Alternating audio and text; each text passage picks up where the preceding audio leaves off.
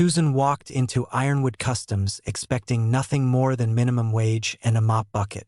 What she found hidden in an old locker would shatter everything she thought she knew about her mother's past and reveal a truth that had been waiting for her all along. This is her story. Susan Darrow had learned to make herself small. At 16, she'd perfected the art of blending into backgrounds, of moving through rooms without disturbing the air. It was a survival skill honed over 2 years in the foster system, a system that had churned through her like she was paperwork instead of a person. The morning she walked into Ironwood Customs, October wind was biting through her thin jacket.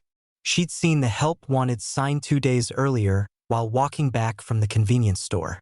The garage sat on the industrial edge of town, where chain-link fences ran along cracked asphalt and businesses had bars on their windows. Most people crossed the street when they saw this neighborhood. Susan had stopped caring what most people did. The building itself looked like it had weathered decades of hard living. Corrugated metal siding, faded paint, and a collection of motorcycles parked out front that gleamed despite their age. Through the open bay doors, she could hear the clang of metal on metal, the hiss of compressed air, classic rock bleeding from a radio somewhere deep inside. She hesitated at the threshold. The smell hit her first: motor oil, welding smoke, old coffee, and something else she couldn't name. Masculine territory. Dangerous territory, maybe, but hunger was a sharper fear than caution, and her current foster family had made it clear that feeding her was an inconvenience they barely tolerated. "Help you?" The voice came from her left. A man emerged from beneath a lifted Harley, wiping his hands on a rag that might have been white once. He looked north of 50, silver hair pulled back in a ponytail, eyes carrying the kind of history you don't put on resumes. A scar ran from his temple to his jaw. His leather vest bore patches Susan didn't understand, and the name Matt stitched above the breast pocket. "The sign," she said, hating how small her voice sounded. "You hiring?" Matt studied her with an intensity that made her want to run. Not threatening, more like he was trying to translate something written in a half-remembered language. The moment stretched too long. "How old are you?" 18. The lie came automatically. His mouth twitched. Not quite a smile. "Try again." Susan's jaw tightened. 16. "But I work hard. I show up. And I don't steal." "That your resume?" "That's all I've got." Something shifted in his expression. He glanced back into the garage where 2 other men had stopped working to watch. One was built like a bear, tattoos covering every visible inch of skin. The other was leaner, wearing reading glasses while he examined an engine part. Both had the same leather vests, the same worn-in look of men who'd chosen this life deliberately. Matt turned back to her. "You ever work on bikes?" "No." "You know anything about mechanics?" "No." "You afraid of getting dirty?" "No." He nodded slowly, like she'd passed some test she didn't know she was taking. "Cash under the table. 15 an hour. Sweeping, organizing, parts cleaning, whatever needs doing. You show up late, you're gone. You cause drama, you're gone. You steal anything, even a bolt, and we'll have a very different conversation." "Clear?" Susan's heart hammered. 15 an hour was more than she'd hoped for. "Clear. When can you start?" "Now." Matt smiled, something that transformed his face, made him look almost kind. "Get yourself a pair of work boots first. Steel toe. Come back tomorrow, 7 a.m. sharp."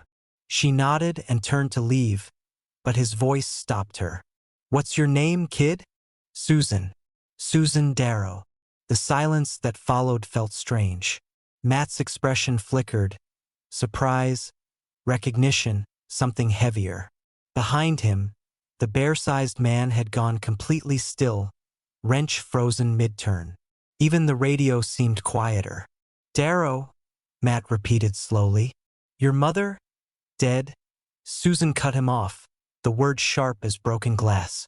2 years ago. She didn't wait for condolences. Didn't wait to see whatever expression was forming on his face. She walked out into the October cold, hands shaking, wondering what the hell had just happened and why her mother's last name had landed like a grenade in that garage. Behind her, through the open bay doors, she heard voices. Low, urgent, and one word, repeated twice. Rafe. Susan didn't look back, but she filed that name away, next to all the other questions her mother had taken to the grave. Tomorrow, she told herself. Tomorrow she'd start earning money, start building something. Tomorrow she'd be too busy to wonder why a room full of bikers had recognized a dead woman's name. Tomorrow couldn't come fast enough. 3 weeks at Ironwood Customs had taught Susan to recognize a Sportster from a Softail by sound alone. But the real education was in the rhythm of the place, how the mechanics moved through their days like a well-worn machine. The mechanics arrived before dawn, worked until their hands were black with grease, and spoke in a shorthand that felt almost like family. They called each other by road names: Crow, Preacher, Tank. They shared cigarettes and argued about carburetors and never, ever asked Susan about her life. Susan preferred it that way. Matt had been true to his word. The work was hard but honest. Sweeping bays, organizing parts bins, running inventory, scrubbing oil stains that had probably been there since before she was born. He paid her every Friday in cash, counted out carefully into her palm. Never shorted her. Never made her feel like she owed him anything beyond the work itself. But the stares hadn't stopped. They'd just gotten quieter. She'd catch Preacher watching her while she sorted bolts, his expression distant and sad. Tank would pause mid-sentence when she walked past, like he'd forgotten what he was saying. And Matt looked at her the way someone looks at a photograph they can't quite place, something familiar but just out of reach. Susan told herself it didn't matter. This was a job, not a family. She'd learned that lesson the hard way. Friday afternoon, Matt called her into his cluttered office. Got a project for you. Back storage room needs clearing out. It's a disaster. 30 years of junk nobody wanted to deal with. Take your time, sort what's useful from what's trash. You good with that? Susan nodded. Alone time suited her fine. The storage room was worse than advertised. Cardboard boxes sagging with age, shelves collapsing under the weight of forgotten parts, tools that looked older than her mother would have been. Dust hung thick in the air, illuminated by a single bare bulb. It smelled like rust and time. She worked methodically, creating piles. Keep trash, maybe. An hour in, she found a row of old lockers along the back wall, the kind you'd see in a high school. Most were empty or filled with worthless debris. The fifth one stuck when she pulled the handle. Susan yanked harder, and it screamed open on corroded hinges. Inside, wedged behind a pile of shop rags, was a shoebox. Her hands moved before her brain caught up. Inside the box, a broken watch, some old patches from motorcycle rallies, a deck of cards held together with a rubber band, and beneath it all, a photograph. The floor seemed to shift beneath her feet. The woman in the photo looked barely 20, dark hair wild, smile so bright it seemed to push back the edges of the frame. She wore cut-off shorts and a tank top, leaning against a motorcycle with absolute confidence. Beside her stood a man, tall and lean, his arm draped casually over her shoulders. He wore a leather vest identical to the ones the mechanics wore now, the patches clearly visible. Road Saints MC.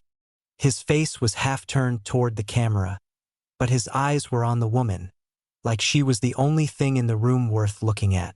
Susan knew that smile, had seen it in mirrors, in old photographs her mother kept in a drawer, had watched it fade over years of sickness and struggle. Her mother, young and alive and happy in a way Susan had never witnessed. With trembling hands, she turned the photo over. Written in her mother's looping handwriting, Summer '07, me and Rafe. Rafe, the name she'd heard that first day, spoken like a secret. Susan's throat closed. Her mother had never mentioned motorcycles, never mentioned the Road Saints, never mentioned any life before Susan existed. Every question she'd ever asked about her father had been deflected with the same worn answer. He wasn't ready to be a dad, baby. It's just us, and that's enough. This wasn't just a secret. This was an entire life her mother had buried. Susan shoved the photo in her pocket and walked straight to Matt's office. He was bent over paperwork, reading glasses perched on his nose. He looked up when she entered, and whatever he saw in her face made him set down his pen. "Who's Rafe?" Her voice came out harder than intended. Matt removed his glasses slowly. The silence stretched like wire about to snap. "Susan, who is he?" She pulled out the photograph, slammed it on the desk. "You knew her. You all knew her. That's why you stared at me like I was a ghost. So tell me, who the hell is Rafe? And why did my mother pretend none of this existed?" Matt looked at the photo for a long time. When he finally spoke, his voice was rough. "I can't answer that for you, kid. But he can. Then get him. He's here. He's been here every day since you started." The words hit like a fist. "What?" Matt stood, moved to the office door and called into the garage. "Rafe, now." Footsteps. Slow, deliberate. Susan's heart hammered against her ribs.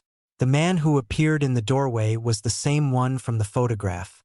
Older now, weathered by time and miles. Gray touched his temples. Lines creased his face. But his eyes were the same pale blue as hers. And when he looked at her, recognition and regret warred across his features. "Hello, Susan," he said quietly.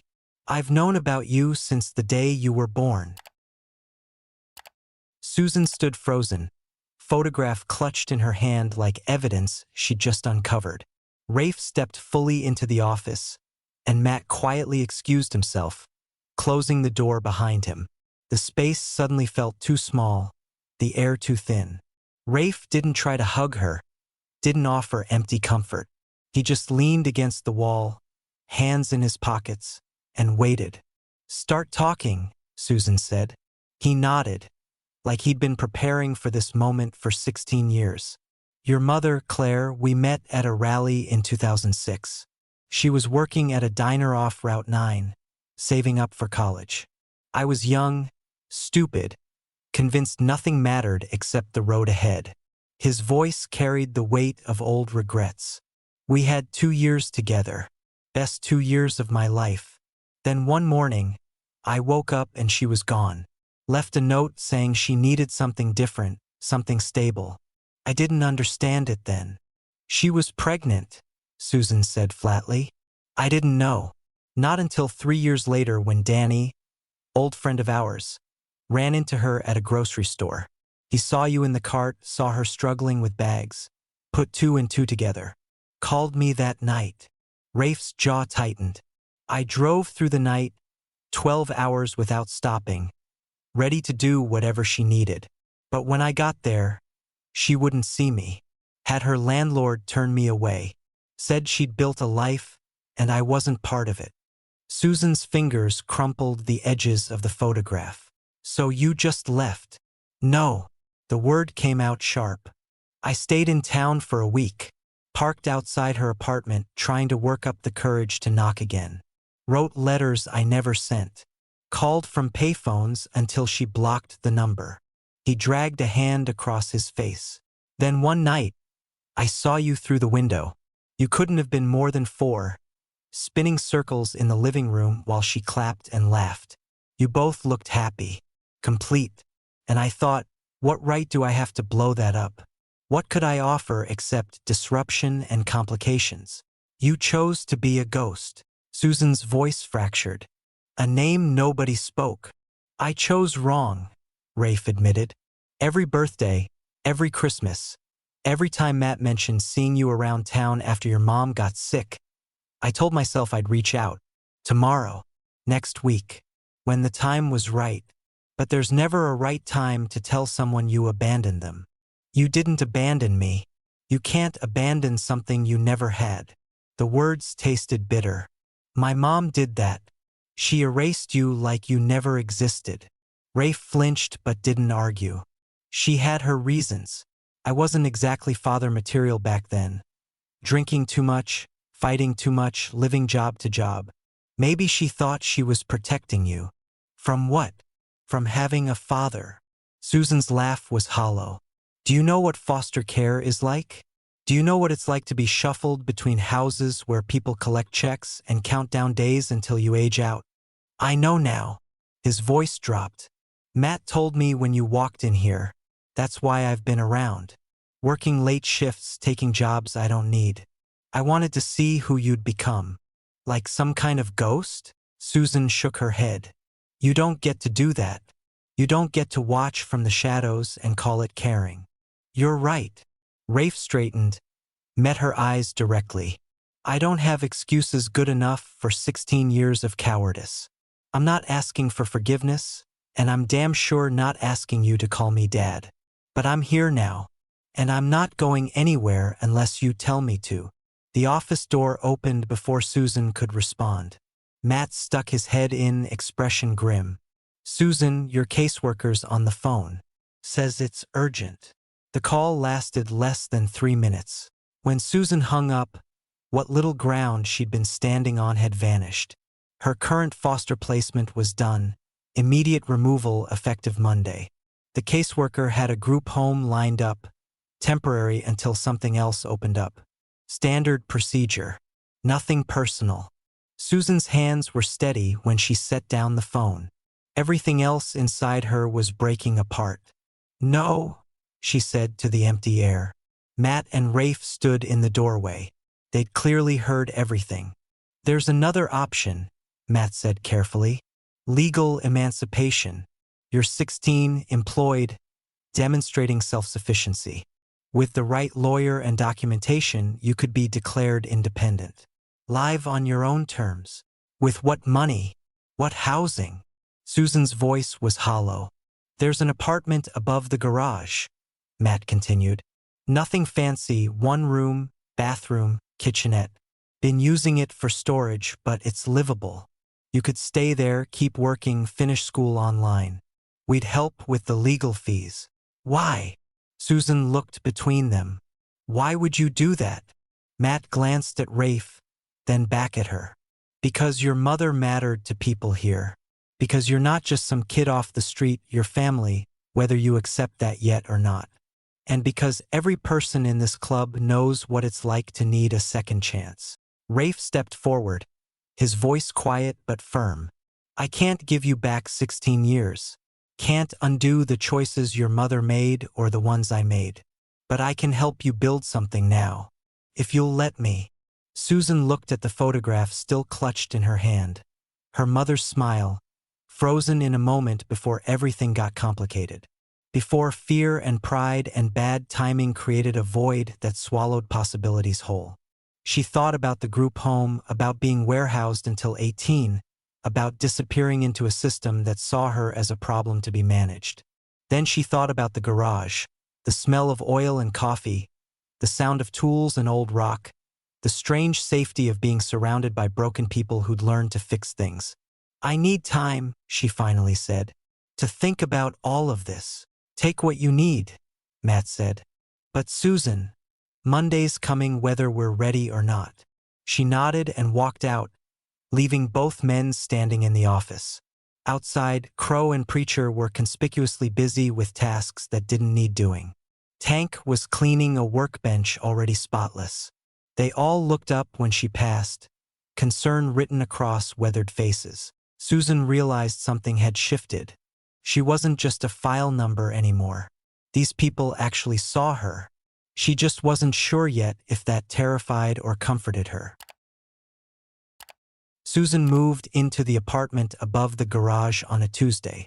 2 garbage bags and a backpack, that was the sum of 16 years. Rafe helped carry them up the narrow stairs, said nothing about how little there was, just set the bags down gently and asked if she needed anything from the store. She said no. He nodded and left, footsteps echoing down the metal staircase. The apartment was exactly what Matt had promised. Nothing fancy, but clean.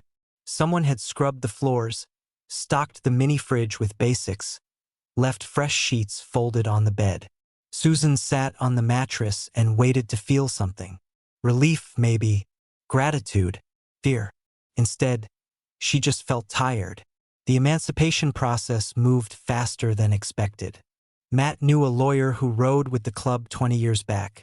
Now respectable enough to have an office downtown but loyal enough to take the case pro bono. The paperwork was extensive: proof of employment, character references, a statement from Susan about why she sought independence. The caseworker didn't fight it. One less file on an overloaded desk. When the judge signed the order 6 weeks later, Susan Darrow became legally independent. 16 years, 4 months old. An adult on paper. Nobody threw a party. But the garage stayed open late that night, and pizza appeared from somewhere. Preacher handed her a soda. Tank showed her pictures of the custom paint job he just finished. And Crow taught her the proper way to torque a bolt. Tight enough to hold, loose enough to remove without an angle grinder. Kid. Rafe watched from across the bay, keeping his distance but present. Always present now. The real change came gradually. Matt started teaching her the business side: invoicing, inventory management, customer relations. "You've got a brain for this," he said one afternoon while showing her the spreadsheet system. Detail-oriented. That's rare. Crow pulled her into the welding bay, handed her a helmet and gloves. "You're gonna learn this whether you want to or not. Can't work in a garage and not know how to fix what breaks." His teaching style was gruff but patient, correcting her stance and angle until the bead ran smooth. Preacher, who got his road name from a habit of quoting philosophy over beer, helped her study for the GED. He'd sit with her during lunch breaks, working through practice tests, explaining algebra in ways her high school teachers never had. "Education's not about the paper," he'd say. "It's about proving to yourself you can finish something hard." And Rafe showed up. Every morning, same time, with coffee the way she liked it after asking once and remembering. He didn't push for conversations, didn't force bonding moments. He just existed in her orbit, steady and quiet, fixing bikes and occasionally asking if she needed help with anything. The silences between them stretched long and awkward, filled with things neither knew how to say. But he kept showing, and slowly, Susan started answering his questions with more than one-word responses. 3 months after she moved in, they were working late on a custom build. A 72 shovelhead someone wanted brought back to factory specs. Susan was carefully masking off sections for paint while Rafe rebuilt the carburetor. The radio played low, some classic rock station that never seemed to change. "Why didn't you ever get married?" The question came out before Susan could stop it. "Have other kids?" Rafe's hands paused. "Tried once about 10 years back. Woman named Linda worked as a dispatcher. Good person. Patient." He set down his tools. "But I couldn't do it. Couldn't stand in front of anyone and promise forever when I'd already proven I didn't know how to stay." Susan processed that. Mom never dated either. After me, I used to think it was because she was too busy or too sick later. But maybe she just couldn't either. "Maybe we both got stuck in the same moment," Rafe said quietly. "Different ways of handling the same regret." The silence that followed felt different. Less like avoidance, more like understanding. "Do you regret it?" Susan asked, the question she'd been holding for months. "Not coming sooner?" Rafe looked at her directly, his blue eyes, her eyes, clear and honest. "Every single day. I regret not fighting harder when your mom turned me away. I regret not showing up at your school, your home, somewhere she couldn't avoid me. I regret choosing fear over responsibility." He wiped his hands on a rag. "But I can't fix the past, Susan. All I can do is not screw up what's left." The words weren't elegant. They didn't sound like something rehearsed or lifted from a script. But they were honest, and Susan realized that counted for more. "Okay," Susan said simply. "Okay. Okay, you can stay. Keep showing up. We'll figure out what this is as we go." Rafe's expression changed, the tight line of his mouth softening into something that might become a smile. Relief washed across his face, and maybe something like hope. They went back to work, the silence comfortable now, filled with the familiar sounds of the garage. Tools clicking, the radio humming, the occasional rumble of a bike starting up outside. Susan wasn't mopping floors anymore. She was learning to read schematics, mix custom paint colors, manage parts orders. Matt had started introducing her to customers as our new operations assistant, instead of just the kid. The club members treated her less like a charity case and more like one of them, earned through work and time. And Rafe? He wasn't her dad in any traditional sense. Didn't try to be. But he was there when she locked up at night, making sure she got upstairs safely. There when her GED results came back, passed with honors, with a card that just said, "Proud of you," in his blocky handwriting. There when she had nightmares about her mom and came down to the garage at 2 a.m. needing to work with her hands until the grief passed. He was building something with her, not trying to replace what was lost, but creating something new from the wreckage. One April evening, after a long day of back-to-back custom jobs, Susan stood on the apartment stairs and looked down at the garage. Lights blazed from the open bays. Music drifted up. Laughter, Crow and Tank arguing about something ridiculous. Matt's voice cutting through with mock authority. And Rafe, leaning against a workbench, looking up at her with a small wave. This wasn't the family she'd imagined. Wasn't the life her mother had planned. But it was hers, built from honesty and second chances, from people who understood that broken things could be made whole again if you had the right tools and enough patience. Susan waved back and headed inside, already thinking about tomorrow's work. Tomorrow had always meant survival. Now it meant something else. It felt like possibility instead of threat. Susan walked into that garage looking for survival. What she found was something far more valuable, a second chance, a family forged not by blood alone, but by choice.